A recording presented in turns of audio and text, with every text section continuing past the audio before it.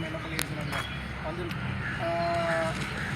அனலம் பெருமானார் நபிகள் நாயகம் ஸல்லல்லாஹு அலைஹி வஸல்லம் சொல்கிறாங்க, ஒரு முஸ்லீம் இன்னொரு முஸ்லீம் செய்ய வேண்டிய கடமைகள் மொத்தம் 5 இருக்குது அப்படின்னு சொல்கிறாங்க.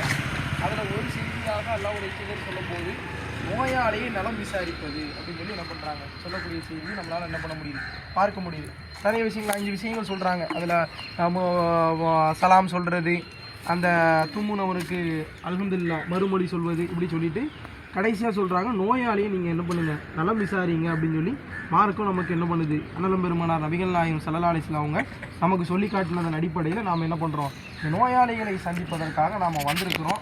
இதனுடைய நன்மைகள் என்ன அப்படிங்கிறத இன்ஷா அல்லாஹ் கடைசியாக நம்ம என்ன பண்ணுவாப்புல நம்ம விளங்க வைக்கிறதுக்காக இது பண்ணுவாங்க இன்ஷா அல்லாஹ். இப்போ நாம் சந்திக்க போகும்போது சில டீம்களாக நம்ம என்ன பண்ணிடுவோம் இன்ஷா அல்லாஹ் பிரிஞ்சிரும். 3 தலைமையிலான 3 டீமாக பிரிஞ்சிருவோம் இன்ஷா அல்லாஹ்.